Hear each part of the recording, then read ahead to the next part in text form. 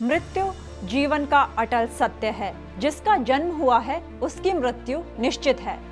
लेकिन दुनिया में ऐसे 8 महापुरुष हुए हैं जिनकी कभी मृत्यु नहीं होगी, जो अजर अमर है।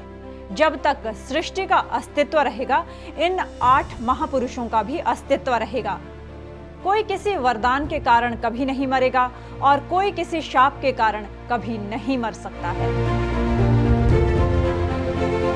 द्रोणपुत्र अश्वत्थामा, असुरराज बलि, रावण के सबसे छोटे भाई विभीषण, पांडवों के कुलगुरु आचार्य कृप, महर्षि व्यास, भगवान परशुराम, महावीर हनुमान और महर्षि मार्कंडेय, इन 8 को चिरंजीवी माना गया है। बजरंगबली हनुमान की अगर हम बात करें तो त्रेता युग में अंजनी और वानर राज केसरी के पुत्र के रूप में हनुमान जी का जन्म हुआ था। इन्हें रुद्र अवतार माना गया है। जब रावण ने माता सीता का हरण किया तो हनुमान जी उन्हें ढूंढने लंका पहुंचे और देवी सीता से उनकी मुलाकात हुई। उन्होंने माता सीता को श्री राम का संदेश दिया कि वे जल्दी ही उन्हें लेने लंका पहुंचेंगे। इससे प्रसन्न होकर सीता माता ने इन्हें अजर अमर रहने का वरदान दिया था। आचार्य द्रोण के पुत्र थे अश्वत्थामा। महाभारत के युद्ध में अश्वत्थामा ने कौरवों की ओर से युद्ध किया था।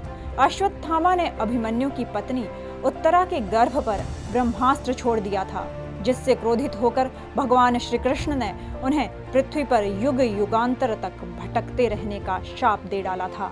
राजा बलि भक्त प्रहलाद के वंशज हैं। इन्होंने भगवान विष्णु के वामन अवतार को अपना सब कुछ दान कर दिया था। इनकी दानशीलता से प्रसन्न होकर भगवान विष्णु इनके द्वारपाल बन गए थे और इन्हें चिरकाल तक जीवित रहने का वरदान भी दिया था। वेद व्यास चारों वेदों ऋग्वेद, अथर्ववेद, सामवेद और यजुर्वेद के संपादक थे। इनका पूरा नाम कृष्ण द्वैपायन था। इन्होंने ही 18 पुराणों की भी रचना की है। वेद व्यास महर्षि पराशर और सत्यवती के पुत्र थे। वेद व्यास के बारे में भी कहा जाता है कि ये कलयुग के खत्म होने तक भी जीवित रहेंगे।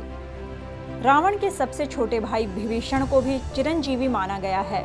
श्री राम के लिए विभीषण की सहायता के बिना रावण को मारना असंभव था, क्योंकि उनकी मृत्यु का रहस्य विभीषण को ही पता था। इसीलिए प्रसन्न होकर श्री राम ने विभीषण को युगों युगों तक जीवित रहने का वरदान दिया था।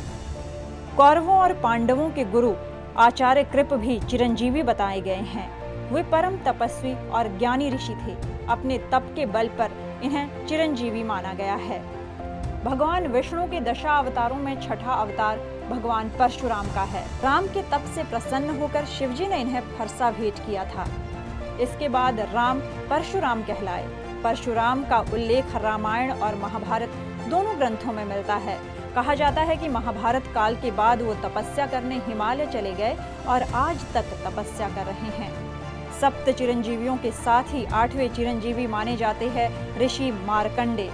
ऋषि मार्कंडेय के बारे में कथा है कि वो अल्पायु थे।